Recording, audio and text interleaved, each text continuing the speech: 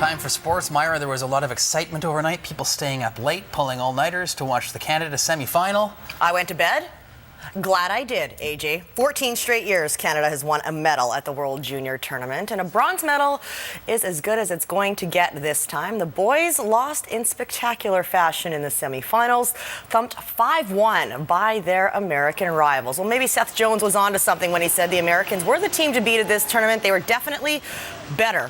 From the opening face-off in this game, the Canadians came out flat, sat back on their heels, paid the price. Look at all those red and white jerseys in Malcolm Subban's crease.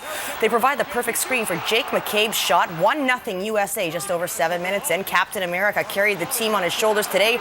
Rocco Grimaldi drops the puck back to McCabe, and from virtually the same spot, he bulges twine.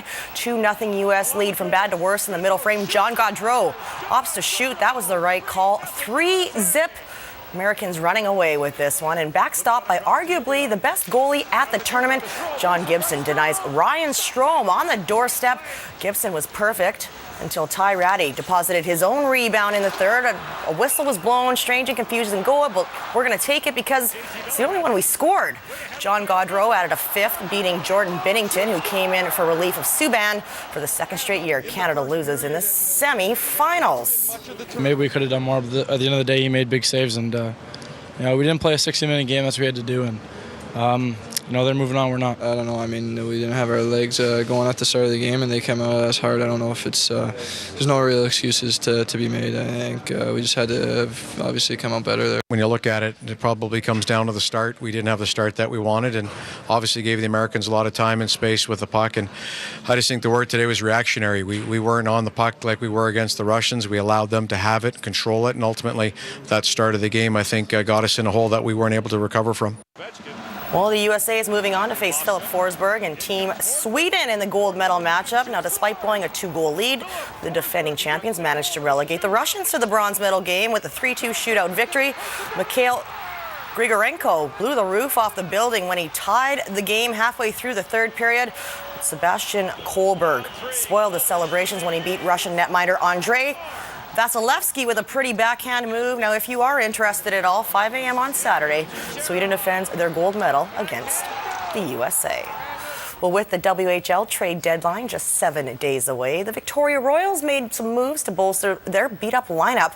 They acquired 6'3" forward Trent Lofthouse from the Everett Silvertips in exchange for a 6th-round draft pick in the 2014 Bantam draft. The Royals also sent goalie Jared Rathjen to the Vancouver Giants for an 8th-round pick in the upcoming draft. Now watch for Lofthouse to make his Royals debut tomorrow night against the Tri-City Americans. Royals forward Ben Walker scored a third-period goal last night against the Kelowna Rockets, and then he got rocked himself. Scary moment as Walker gets the worst of Captain Tyler Stahl's hit on Terrell Goulbourne.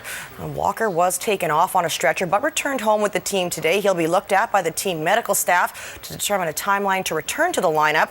The Royals are already short-handed on scoring power. Alex Gogolev and Logan Nelson are also out with injuries.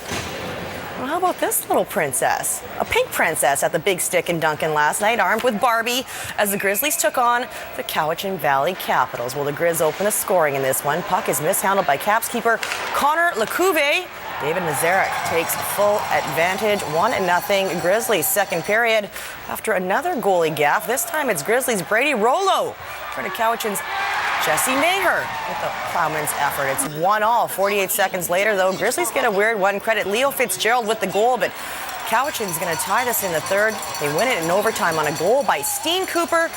3-2 Caps. Lecouve made 30 saves in the win.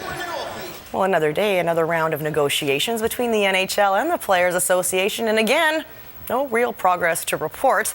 Players are meeting tonight to vote on dissolving the union. The first vote, held over 5 days last month, passed overwhelmingly but expired at midnight last night.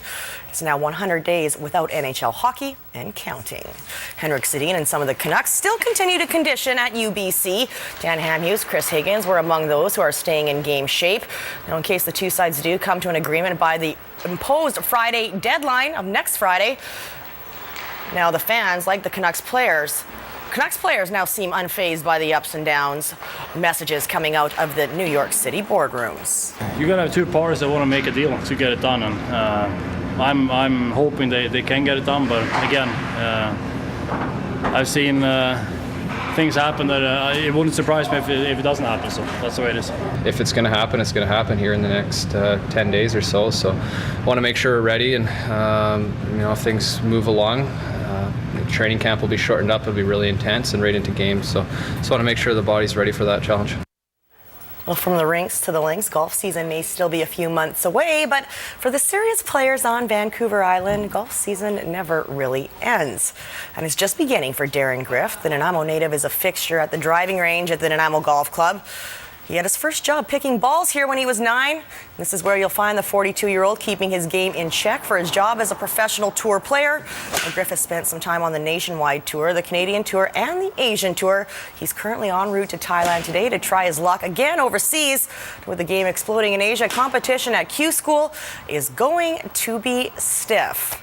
And it's going to be hot. It's 33 degrees in Thailand today, Astrid told me. I went to our authorities. So we'll hear from Darren coming up during Vancouver Island Report. That's fabulous. Love to be there. I know. I could play golf in 33 degrees. I think I could Better probably than force myself to do that. It would be okay. Thanks, Mara. You're welcome.